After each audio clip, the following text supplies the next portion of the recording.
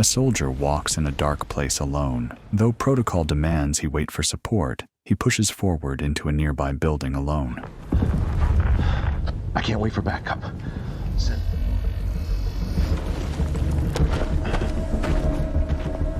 Pressing deeper inside, he spots something otherworldly, a ghost-like figure, visible only through the goggles. Before he can report it, the entity moves through him, killing him instantly. His last moments are transmitted back to base. Elsewhere, a man named Klein looks for something in a scrapyard. After finding what he was looking for, he goes back to his lab. There completes his latest creation, a wave-based device that can break materials apart without contact. After a private demonstration, he meets with military officials. And you tried this on living things? We'd like you to test it. Any volunteers? Well, we'll give it a try. Orders soon follow, rerouting him to Moldova to deal with technical issues tied to his goggles. Upon landing at the U.S. base in Chisinau, Klein meets General Orland and CIA agent Fran. They show him the recorded footage from different fallen soldiers' goggles. I can tell you we need answers fast. 5 different helmet cams picked up something similar in the last 3 weeks. That's not interference. After signing the necessary papers, Klein is taken to another room to see footage of the soldier that was killed recently by the same ghostly figure. More bodies have turned up, showing the same signs. The autopsy revealed a bizarre contradiction. Organs frozen solid, skin chemically burned. And the only response from the Allied Moldovan military contact is shock. The ghosts of war. It's very poetic. Well, they're superstitious. Klein proposes using a hyperspectral camera, far more advanced than the goggles, to study these anomalies. Orland agrees, assigning Klein to a Delta Force unit, heading into the field to search for another team that vanished the previous day. As Klein installs the camera onto a truck, soldiers poke fun at him for tampering with their gear. Captain Cabrera, an old friend, shuts them down quickly, reminding them it was Klein's tech that built those trucks. Major Sessions, however, is less welcoming, making Klein promise his devices won't fail this time. That's great. I'm just not a fan of taking tourists on combat missions. Make sure your equipment is top-notch this time. The squad gathers to review the mission briefing. A recon team went missing in a 5-story complex the day before, deep in insurgent territory. Their objective is to recover survivors and avoid unnecessary confrontation, but if anomalies appear, they're to be eliminated. Fran, sticking to her stance, insists the anomalies are just camouflaged enemy troops. She shuts down any attempt by Klein to suggest otherwise. Dr. Klein will be monitoring your helmet cam feeds. Stay on comms, get your gear.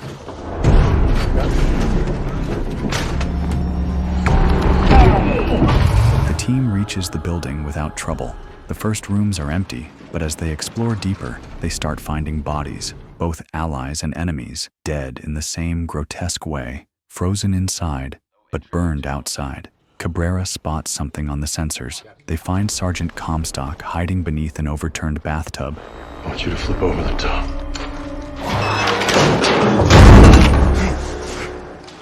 We have Comstock alive and conscious. The squad runs into one of the entities. One soldier unloads his rifle on it, but the thing doesn't flinch. It simply passes through him, killing him on contact. Then it turns on the others. Gunfire proves useless, and the team starts falling fast. Klein urges them to retreat. Fran objects, saying they need more data, but Klein insists there's nothing left to gain if everyone dies. All units evacuate now! Let's go! Get back to the truck!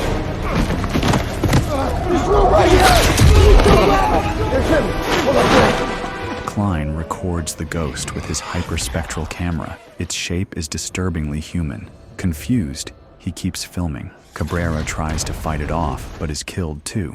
His sacrifice buys the others just enough time to escape. As they flee, Klein questions Comstock. The soldier begins to describe what he saw, but before he can finish, the truck hits a landmine. The blast kills the drivers and knocks Comstock unconscious. He dies from the impact. Klein grabs the camera. Klein! Leave the camera! Come on, Klein! Move! Cover! Klein explains the Spectre looked aware. It didn't just move, it observed. He's still unsure what it is, but it's clearly sentient. The squad's goggles were destroyed in the explosion, so Klein uses the camera to scout. Through the lens, they see more Spectres surrounding the building, but none can get close. A ring of iron shavings encircles the site, burning the entities when they approach. Some sort of black sand. I fell in that sand. Those sharp pieces of metal. These are iron filings. There's a trail of it. Suddenly, noise comes from another room. The team blasts the door open and startles two young civilians. Sari and Bogdan don't speak English, but Fran speaks their language and learns they've been hiding here alone. The room also holds a powerful transmission tower. Broadcasting would alert everyone nearby, friend and foe alike, but Sessions argues it's their only hope. While the soldiers work on contacting the base, Klein takes a moment to speak with the two siblings, with Fran translating. Was it your idea? Put the barrier outside? Their father rolled open barrels of the iron shavings. Sari takes them to where her father's body is. Their father died while laying down the barrier. Sari dragged his body back inside, but Bogdan still believes he's out looking for help. At the body, Klein finds a necklace with a ceramic tile and a map of Kleining Masaroff, a district by the river.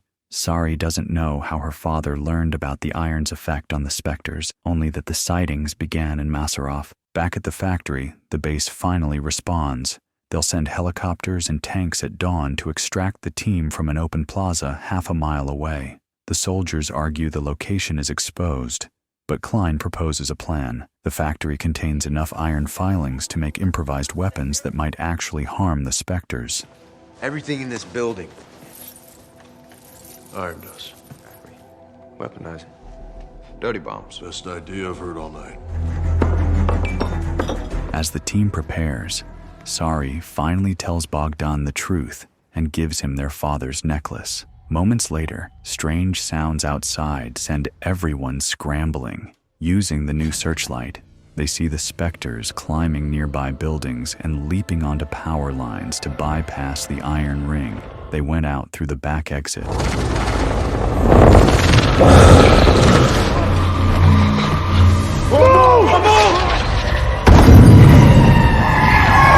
The new ammo works. Spectres take damage. To slow them down, the team fires additional rounds into the air, filling the space with a metallic haze. It buys them time. They finally reach the plaza and take cover in an abandoned bus. But the searchlight's battery is nearly drained, meaning they'll be blind if the Spectres return. Then, just in time, the rescue convoy arrives, tanks equipped with their own searchlights.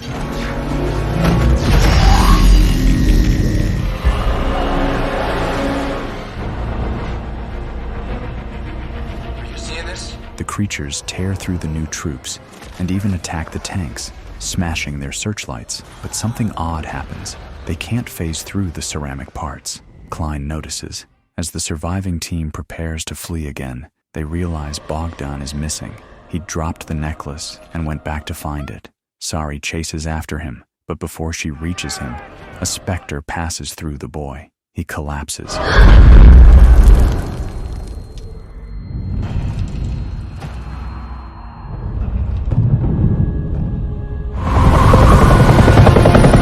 Airborne, the soldiers expect to return to base, but the flight path veers off. The pilot informs them the base has been overrun. They're heading to a secure bunker being used as a refugee zone. From the helicopter, the streets below are a scene of spreading chaos. Spectres are everywhere, wreaking havoc across the city. On arrival, guards at the bunker immediately raise their weapons, unsure who the newcomers are. Fran quickly speaks their language and de-escalates the situation, gaining the team access.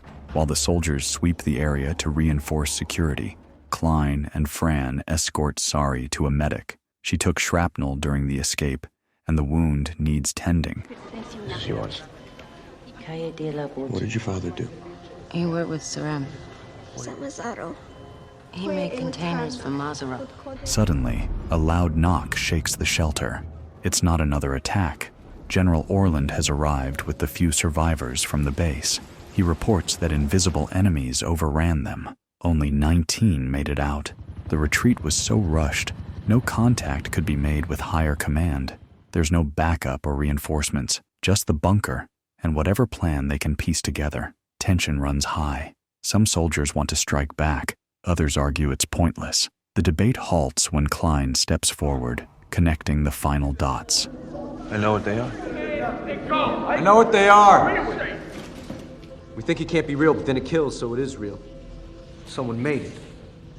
Klein recalls the prototype he built before all this started, a device capable of emitting focused plasmic discharges. It could disrupt the Spectre's molecular structure. With the supplies Orland's team recovered and whatever electronics they can scavenge from the bunker, Klein proposes building a small arsenal. The soldiers spring into action, gathering tools, wiring, and spare tech. Among the retrieved gear is a robotic unit nicknamed the Mechanical Rottweiler.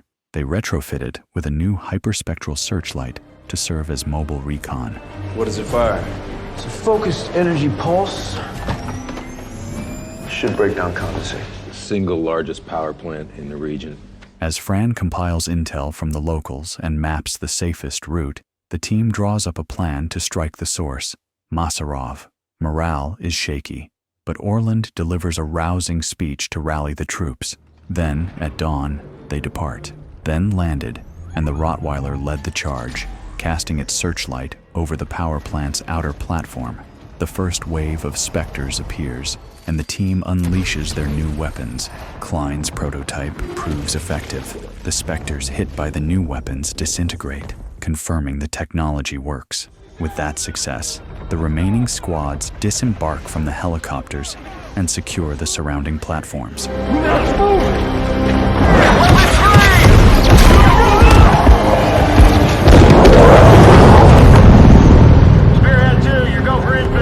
A helicopter drops Klein, Fran, and 2 soldiers directly into the heart of the Masarov power plant.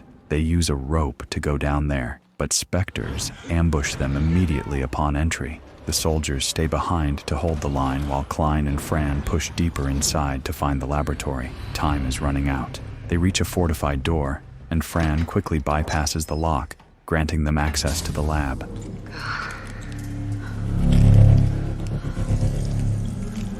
Look over here. Bose-Einstein condensate. Examining the wreckage, Klein uncovers scans and blueprints showing molecular imaging of human bodies. A specialized 3D printer was then used to recreate these scanned individuals in condensate form. It's a production facility, a weapon factory. Further in, they discover containment cells filled with dozens of Spectres. Half the cells are shattered. Some sort of accident must have occurred, releasing them. What happened here? Looks like a catastrophic failure. A nearby machine has an emergency shutdown mechanism, but the instructions are steeped in dense technical jargon. Fran starts translating. Outside, the battle intensifies. Newer Spectres are self-repairing, making them increasingly difficult to kill. Casualties rise. Back in the lab, Fran deciphers the steps. Unlock every port, then pull a release bracket to disconnect the main power feed. This should eliminate every Spectre at once. As they are talking, the Spectres in the containment cells keep trying to break out. Klein climbs the machine while Fran covers him. Several Spectres have escaped and are trying to stop him. Outside, a massive vortex of Spectre energy forms, forcing the soldiers back. One trooper fires at its core just as Klein yanks the final cables. A shockwave blasts outward. Klein is thrown from the machine. The soldiers are knocked off their feet. All around them, the Spectres begin to dissolve, slowly, painfully.